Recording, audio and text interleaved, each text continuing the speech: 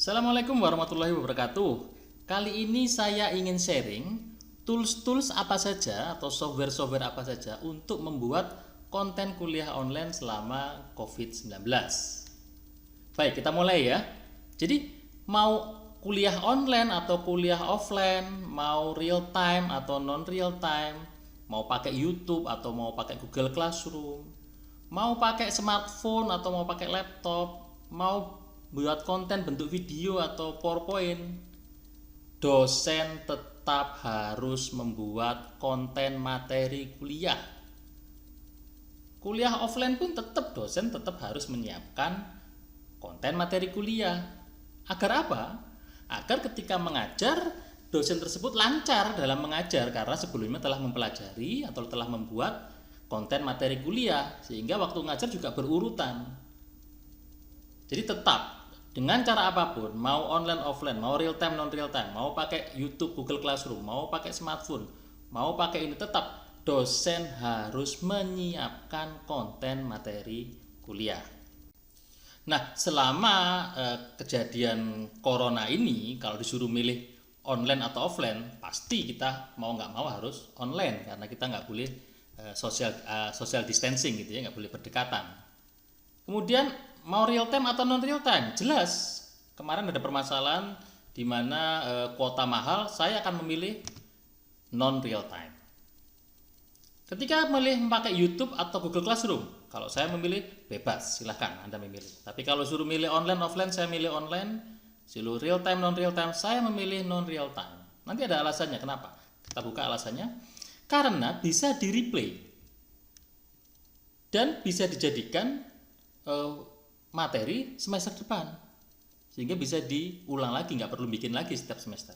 Itu kenapa saya memilih non real time dibanding real time, selain alasan mahalnya kuota. Kemudian mau pakai smartphone atau laptop, bebas, terserah Anda lebih suka yang mana, silakan. Nah, ini yang terakhir, mau bentuk video atau PowerPoint atau PDF, saya memilih video. Kenapa? Karena kalau Anda menyampaikan materi kuliah, menaruh materi kuliah berbentuk PPT, maka Anda tetap perlu harus menjelaskan PowerPoint tersebut. Tidak bisa mahasiswa hanya menerima slide PowerPoint, kemudian mahasiswa paham slide tersebut. Bahkan Anda pun, dosen pun kalau ketika mengajar offline, tetap butuh PowerPoint untuk dijelaskan PowerPoint tersebut. Artinya apa? Kenapa saya memilih video? Karena video ini adalah menjelaskan PowerPoint dan PDF tadi. Sehingga video adalah cara yang paling efektif dalam melakukan perkuliahan online, atau konten yang paling bagus adalah video. Karena di video ada wajah dosen, ada dosen yang menjelaskan PowerPoint dan PDF tersebut. Jadi ada 3 kunci di sini, ada online, ada non real time, dan ada video. Sedangkan tempat uploadnya terserah bebas, menggunakan laptop atau smartphone terserah bebas. Nah, berikut saya akan membagi pengalaman saya dalam membuat video. Bapak Ibu, untuk membuat video, kalau kita belum berpengalaman, sebaiknya kita menggunakan cara yang paling mudah dan cepat. Apa itu? Simple.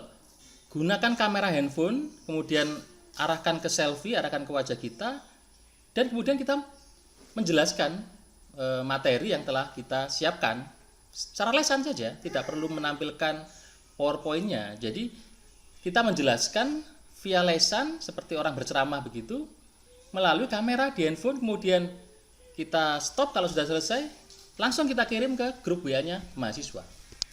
Itu adalah cara paling mudah dan paling cepat dalam membuat konten video untuk menyampaikan materi kuliah.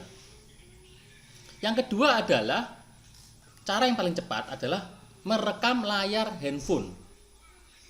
Jadi ada software namanya AZ Share Recorder, di mana software tersebut jika buka, maka dia akan merekam seluruh tampilan di handphone tersebut sampai akhirnya di stop.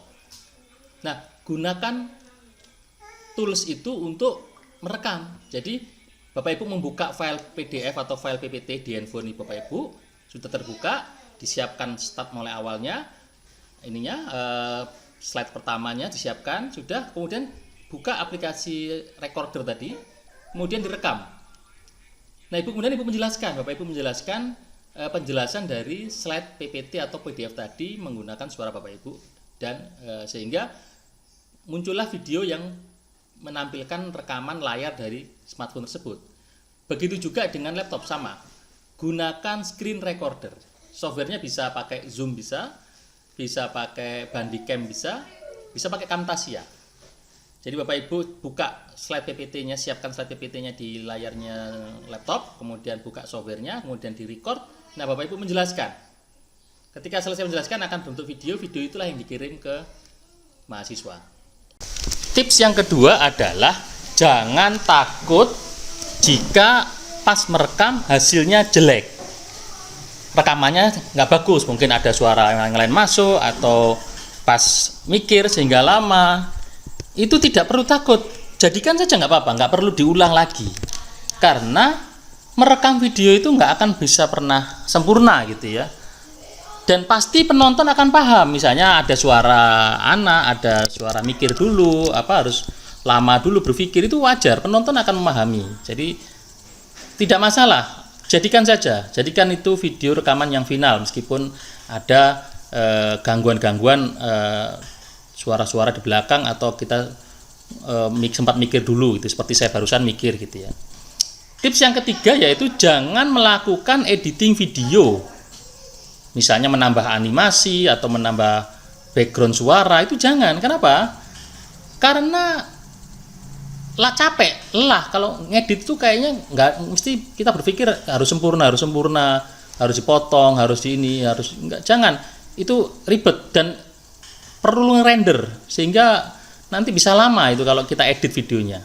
Cukup gunakan kursornya mouse seperti saya ini aja cukup untuk menunjukkan bagian mana. Nggak perlu pakai animasi, nggak perlu pakai background suara atau tambahan-tambahan apa, sehingga nanti kalau kita mengedit itu lama sekali, nggak akan segera kita kirim ini videonya nanti.